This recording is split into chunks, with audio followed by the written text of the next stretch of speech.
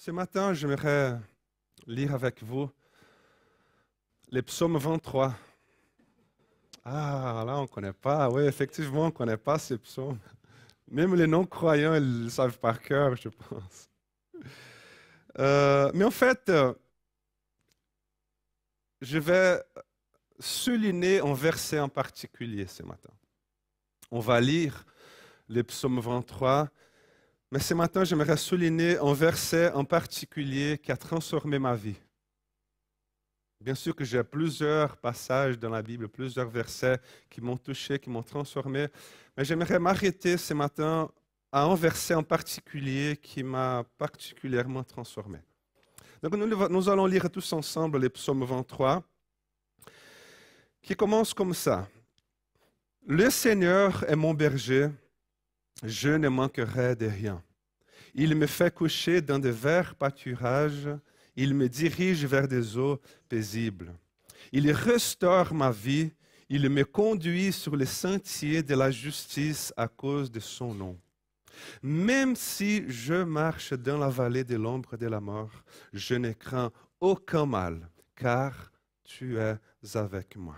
Ta houlette et ton bâton, voilà mon réconfort. Tu dresses devant moi une table, en face de mes adversaires ou aux yeux de mes ennemis. Tu enduis ma tête d'huile, ma coupe déborde. Oui, le bonheur et la fidélité m'accompagneront tous les jours de ma vie et je reviendrai à la maison du Seigneur pour la longueur des jours. Amen. Amen. Les psaumes 23, ils nous présentent, on pourrait dire, les saisons de la vie. Hein? Le vert pâturage, eau paisible, fête, banquet, vallée de l'ombre de la mort, des saisons difficiles, des saisons compliquées. Donc il faut lire plus ou moins les psaumes 23 en faisant un parcours de brebis. Hein? Donc mettez-vous dans la place d'un brebis, fermez les yeux. Hein? Et puis, il commence là, je ne manquerai de rien. Mais pourquoi le brebis? Parce que mon bon berger, il est avec moi. Parce que le Seigneur est mon bon berger. Alors je vais dormir en paix. Il n'y a rien qui pourra m'affecter, il n'y a rien qui pourra me toucher. Il me fait coucher. Mon bon berger, il me fait coucher. Pourquoi il te fait coucher? Pourquoi tu es en paix? Parce que je sais que je ne manquerai de rien.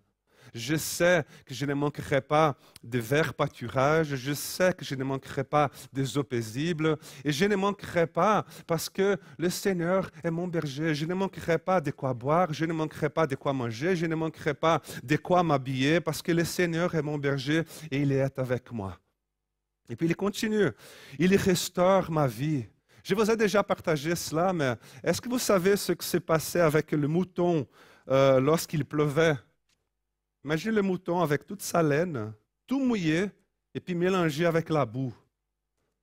Et puis avec le soleil, ça séchait la peau de ce mouton et ça créait une sorte de veste, une veste d'argile qui compressait ce mouton-là. Et ce mouton, il était essoufflé, il n'arrivait plus à respirer. Et ça coupait le souffle, cette veste d'argile qui était là. Il marchait à petits pas, il marchait essoufflé. Et puis le bon berger, en voyant cela, il s'apercevait de cela et puis il s'en occupait. Il le nettoyait ou il le restaurait. Il lui redonnait le souffle, il lui redonnait des forces. Et puis le mouton aussi, il pouvait continuer son parcours. Et puis donc, il me fait coucher, il m'amène ici. Et puis ensuite, il me redonne, il restaure ma vie. Et puis ensuite, le verset dit, il me conduit sur les sentiers de la justice. Et c'est beau, toujours dans un monde tel que le nôtre, que nous vivons, notre rythme de vie est complètement fou. Nous avons un éventail de choses devant nous. Nous devons prendre des décisions de plus en plus complexes. Nous vivons dans un monde avec un éventail de choix, de possibilités infinies et illimitées. Et puis, pareil pour le bon berger. Est-ce que je vais par ici, je vais par là? Ça, c'est la vallée de l'ombre. Non, alors je vais. Et puis, il vient et dit que le bon berger, il ne va pas laisser son mouton, il ne va pas laisser tout seul, perdu, sans direction, sans sens. Il va nous montrer la bonne voie à suivre. Il nous conduit sur le bon chemin. Donc vous voyez encore une fois, il me fait coucher, il m'amène au bord des eaux calmes, il restaure ma vie, il me conduit sur les sentiers de la justice. Mais si vous avez bien remarqué, ce n'est pas lui qui nous amène dans la vallée de l'ombre de la mort. Parce que le texte dit, même si je marche, tous les autres, c'est il me conduit, il me restaure, il me conduit, il me fait coucher, dit que là, c'est même si je marche dans la vallée de l'ombre de la mort, je ne crains aucun mal. Pourquoi? Parce que mon bon berger est avec moi. Ta houlette et ton bâton, voilà mon réconfort. Dans le sens que même quand tu te mets dans un chemin des morts, même quand ta vie t'amène sur un chemin d'obscurité, un chemin obscur, la houlette et le bâton de notre bon berger seront là pour nous réconforter, nous guider et nous faire sortir de cette vallée de l'ombre de la mort. Et puis là, nous arrivons au verset que j'aimerais souligner ce matin. C'est le verset 5. Quand il dit, « Tu dresses devant moi une table en face de mes adversaires. » Ou dans une autre traduction, c'est écrit tu dresses devant moi une table aux yeux de mes ennemis, aux yeux de mes adversaires. Ou mieux encore, ça c'est ma traduction à moi, tu dresses devant moi une table en face de mes adversités. Mais en fait, personnellement, je pense que moi j'aurais écrit ce passage-là, ce verset différemment. Je pense que si j'étais David, j'aurais même supprimé ce verset-là. Parce que réfléchissons ensemble. C'est logique, hein, ma logique. Tu viens de sortir de la vallée de l'ombre de la mort. Hein? On est d'accord? Vers pâturage, tac, tac, tac. Vallée de l'ombre de la mort. Donc tu viens de sortir de la vallée de l'ombre de la mort. Alors qu'est-ce que tu aurais écrit? Moi, j'aurais écrit quelque chose du type... et puis, la vallée de l'ombre de la mort, etc. Et mon bon berger, il me ramène vers des eaux paisibles et il me refait coucher sur un hamac entre deux arbres dans les verts pâturages. Parce que la vallée de l'ombre de la mort n'était pas super que ça. Amen. Fini les psaumes, quoi. Hein? Mais d'accord, tu viens de sortir d'un truc hyper difficile et puis là, tu es devant tes ennemis encore. Ou sinon, j'aurais écrit quelque chose de type... et puis, après la vallée de l'ombre de la mort, mon bon berger, il a supprimé tous mes ennemis et mes adversités, et maintenant il dresse devant moi une table à deux dans sa présence. Amen. Hein, fini. J'écrirais, à mon avis, j'écrirais si j'étais David, hein, mais bon. Et puis Dieu, il vient et me dit, en fait, Léo, j'ai une meilleure idée. En fait, je vais dresser une table devant toi et je vais le faire en face de tes ennemis. Je vais amener ma présence à table avec toi en face de tes adversités, en face de tes ennemis. Léo, quand tu seras entouré d'adversité, toi et moi, nous serons à table. Nous serons à table. Et puis moi, je dirais, OK, Seigneur, mais pas sûr si j'ai bien compris l'idée là, parce qu'il n'a pas vraiment de sens. Hein? Mais il y a une raison, en fait, pour ça, et puis on va en parler après. Mais d'abord, j'aimerais parler au sujet de la table, en fait. Parce que dans les psaumes 23, on est dans un scénario sec, aride, on est au milieu d'une montagne, et puis le bon berger n'a pas avec lui une table, une plancher posée sur 4 pieds. Donc c'était plutôt un linge de pique-nique qu'il mettait par terre. Le berger devait trouver un pâturage plat, devrait trouver un endroit plat, avec une vue panoramique pour bien voir l'ennemi des moutons. C'était un peu comme ça. J'ai décidé de vous montrer un peu dans la pratique. Je viens, pour ceux qui sont à la maison, j'arrive. Voilà. Tu vois, on prend par exemple une longe là, Et puis j'ai préparé aussi deux, trois choses. Bon, c'est pas tellement garni parce qu'on part en vacances, donc j'ai pris les restes. On va pas acheter encore des choses, donc voilà, plus ou moins. Quelques petits verres. Un petit tresse de ce matin. Juste pour faire joli, hein, on est d'accord. Donc voilà une table pour deux. Hein? Ils sont là. Puis les bons bergers, ils s'asseyent. Et puis, on va faire semblant maintenant que vous êtes mes ennemis, d'accord? On dit que vous êtes mes adversaires, vous êtes mes adversités. Je sais que ce n'est pas vrai, d'accord, mais juste... En tout cas, j'espère, hein, si c'est le cas, si vraiment vous êtes mes ennemis, on peut en parler à la sortie, d'accord? Ou envoyez-moi un mail, un WhatsApp, et puis on va appeler. Mais pour ce message-là, on va utiliser l'imagination, et puis vous êtes mes adversités. On y va comme ça? Donc, je suis à table avec Dieu en face de mes ennemis, de mes adversités. Quoi, par exemple?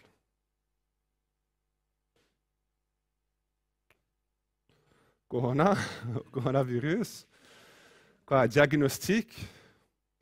Divorce? Bataille interne? Lutte interne? Quoi d'autre? Hein? Chômage, perte d'emploi, accusation, problème dans la famille, anxiété, dépression, une relation qui n'a pas très bien marché, la peur, mensonge que les gens sont en train de raconter contre toi, je ne sais pas, fausse couche, chômage, on a parlé de chômage déjà. Bref, c'est tout ce qui pourrait être aujourd'hui ou qui pourrait éventuellement nous mettre la pression. Vous voyez, qui pourrait éventuellement nous déstabiliser notre vie. Et puis le texte dit, tu dresses devant moi une table en face de mes ennemis. Tu dresses devant moi une table en face de mes adversaires. Il n'est pas en train de dire quelque chose de type, écoute, prends ton verre là, remplis un peu de l'eau, parce que là c'est trop dangereux ici. Il y a trop d'ennemis. Prends ta pomme et puis, en fait, on va déplacer la table, on va la mettre ailleurs parce qu'ici, il y a tellement d'ennemis, ça ne va pas jouer. Ce n'est pas très bien, ce n'est pas très sain émotionnellement. Alors, je crois que je vais... Filons d'ici, filons, allez, hop. Non, il n'est pas en train de dire ça. Non, non, Dieu, il dit, non, non, non, non. La table reste ici. La table reste ici. D'accord? Tu veux un verre d'eau? Oui, bien sûr, merci. Ouais, prends place, là. Ah oui, d'accord. Je suis le mouton. Hein. La table reste là, en face de vous, mes ennemis, mes adversités. En résumé, si on peut le dire que il se peut que la volonté de Dieu n'est pas de trouver un raccourci à tes adversités. Il se peut que la volonté de Dieu n'est pas de te débarrasser de tous tes ennemis, de toutes tes adversités, mais ça sera toujours la volonté de Dieu de dresser une table avec toi au milieu de tes adversités. La présence de Dieu, non pas dans l'absence de nos ennemis, mais devant nos ennemis et indépendamment de nos ennemis.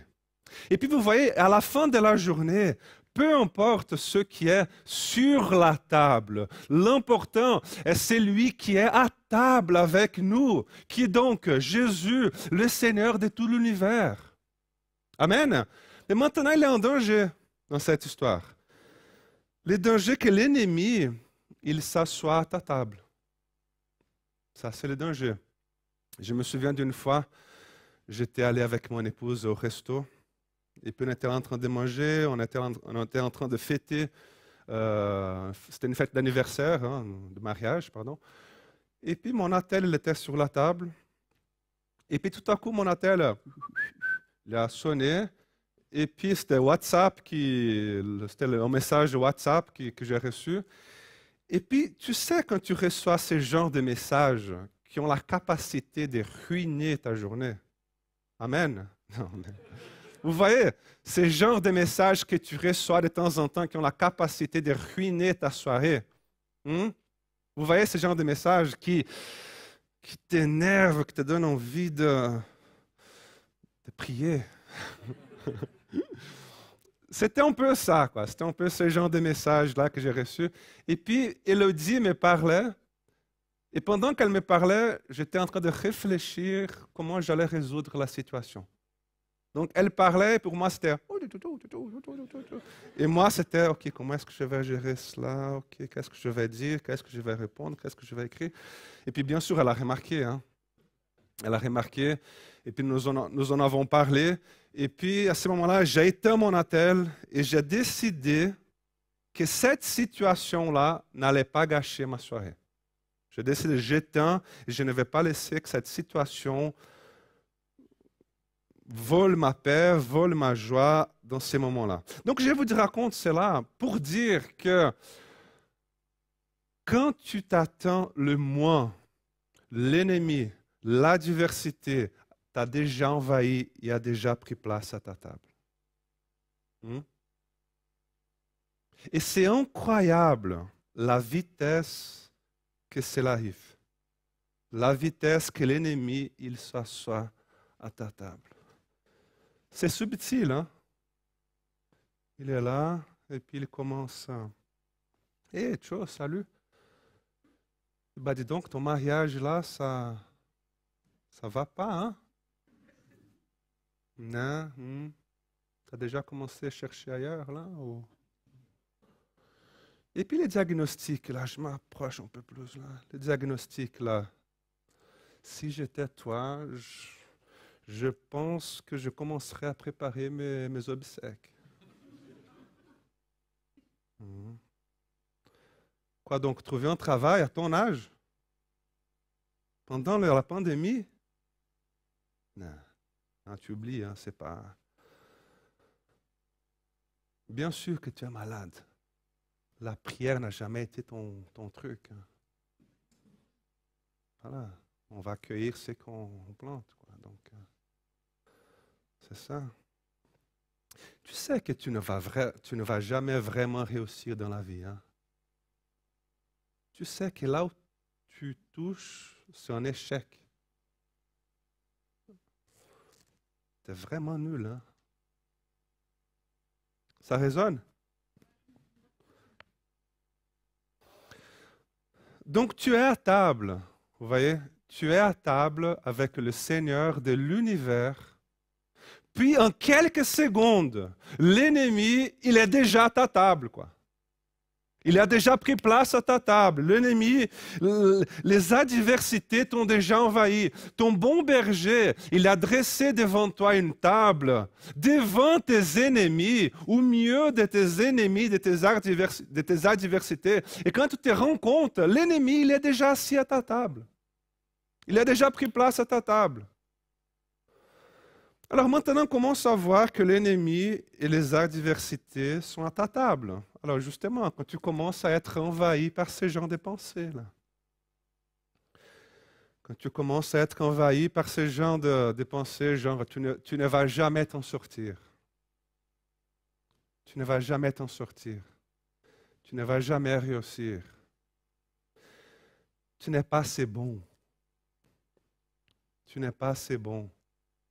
Et regarde ton passé, quoi. Regarde ton passé. Tu te prends pour qui, là? Tu te prends pour qui à l'église en train de lever les mains? Regarde ton passé. C'est... Ou sinon, regarde l'historique de ta famille. Tu as vu tes enfants, qu'est-ce qu'ils sont devenus, là? Bah dis donc, un papa comme toi, hein? Une maman comme toi, non merci. C'est ta faute. Tu sais que c'est ta faute, non? Tu es là en train de prier, mais tu sais que tu es coupable. Tu sais que c'est ta faute. Tu sais que tu es en échec. tu sais que tout ce que tu fais, c'est un échec.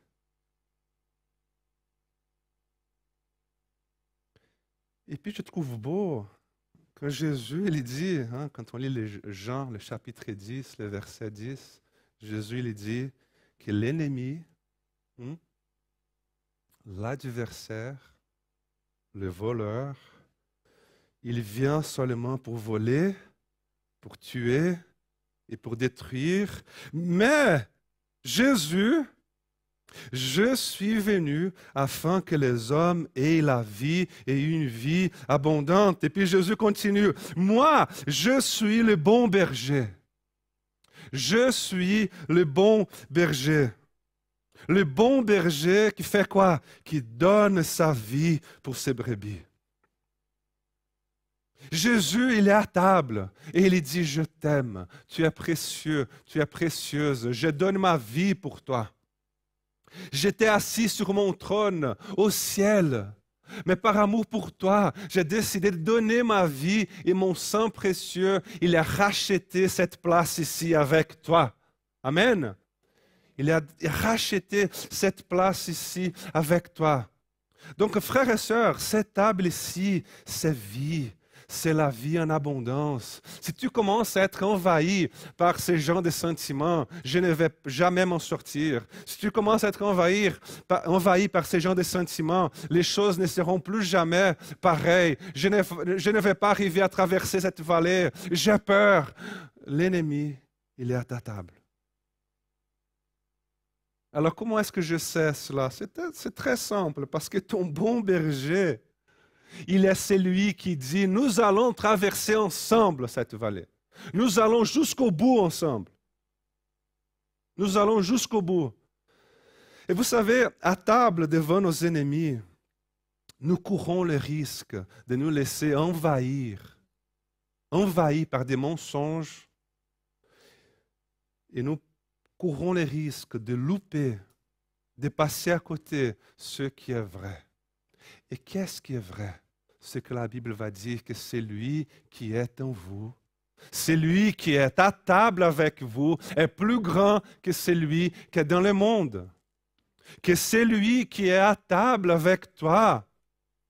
Il est plus grand, il est plus fort que celui qui est dans le monde. Donc tu peux être entouré d'ennemis, d'adversité, mais celui qui est à table avec toi est plus grand que celui qui t'entoure. Amen. Il est plus grand que celui qui t'entoure. Et je me souviens d'un moment difficile de ma vie. J'ai vécu quelques crises d'anxiété, quelques crises d'angoisse. C'était anxiolytique pour dormir, psychologue, psychiatre, etc. C'était une saison difficile et pendant laquelle j'étais en train de discuter. Je pense que j'ai trop discuté avec l'ennemi. Et probablement, je l'ai laissé trop m'influencer dans mes pensées.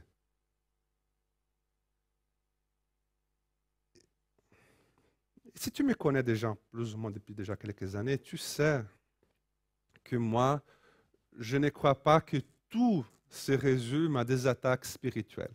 Donc moi, j'ai dû faire un tri de ce qui était spirituel, de ce qui était psychologique, de ce qui était psychologique mais influencé par le monde spirituel. Et puis j'ai discuté avec un ami, un très bon ami. Et puis je lui ai expliqué ma situation. Et puis il m'a envoyé en WhatsApp 10 mots seulement, qu'il a tiré du psaume 23, le verset 5. Et puis c'était ce message-là qui a transformé ma vie. Et puis il dit, ne donne pas à l'ennemi une place à ta table.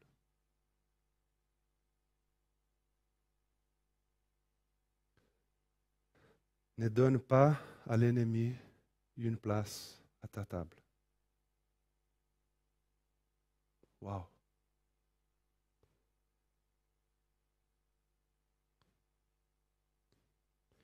Il faut que j'arrête de contrôler les choses. Il faut que j'arrête de vouloir maîtriser l'avenir. Il faut que j'arrête de vouloir maîtriser ma santé, ma vie, mes pensées. Il faut que j'arrête de faire attention à ce que les autres sont en train de faire. Il faut que je réalise que le roi de l'univers, il est assis à table avec moi et que j'avais laissé mes adversités m'envahir et me convaincre des choses qui ne sont pas vraies.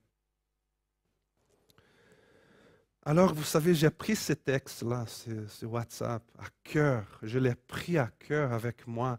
Et puis, j'ai commencé à les dire, à les proclamer, à les prononcer devant toutes mes adversités et devant le monde spirituel. J'ai commencé à dire, vous pouvez rôder comme un lion rugissant, cherchant qui dévorer, mais vous n'avez pas le droit de prendre place à ma table. Amen. C'est ce que Pierre dit, hein? Que le diable il rôde comme un lion rugissant. Et donc, c'était ça que je dis. Vous pouvez, là, les adversités, l'ennemi, vous pouvez rôder autour de moi, rugissant, autour de cette table, rugissant comme un lion, cherchant qui dévorer. Mais cette place ici, ça ne t'appartient pas. Elle est pour moi et pour mon bon berger.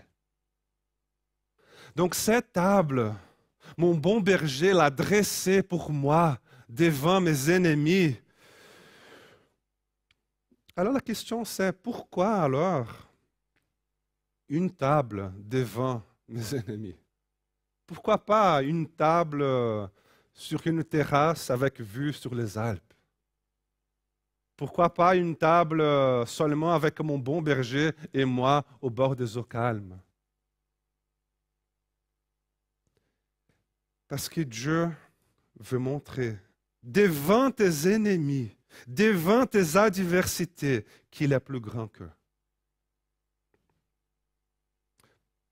Parce qu'il veut montrer devant tes ennemis que malgré les adversités devant nous, que nous avons Jésus, notre bon berger, à table avec nous, nous ne craindrons aucun mal. Donc, je ne sais pas, en fait, à quoi ressemble ta table aujourd'hui. Quels ennemis, devant quels ennemis cette table, elle est dressée. Mais j'aimerais t'inviter ce matin à prendre l'autorité qu'il y a en Jésus-Christ, le bon berger qui est à table avec toi, et ne pas donner à l'ennemi une place à ta table. Vous êtes d'accord? De prendre l'autorité qu'il y a en Jésus, ton bon berger, et n'a pas laissé une place à ta table pour l'ennemi. Ne pas donner à la peur une place à ta table. Ne pas donner à la frustration une place à ta table. À ne pas donner à la tentation une place à ta table. À ne pas donner au doute, à l'anxiété une place à ta table. Fixons nos yeux sur notre bon berger et soyons remplis de l'assurance que oui, le bonheur et la fidélité nous accompagneront tous les jours de notre vie et nous reviendrons à la maison du Seigneur pour la longueur des jours. Amen et amen. Amen.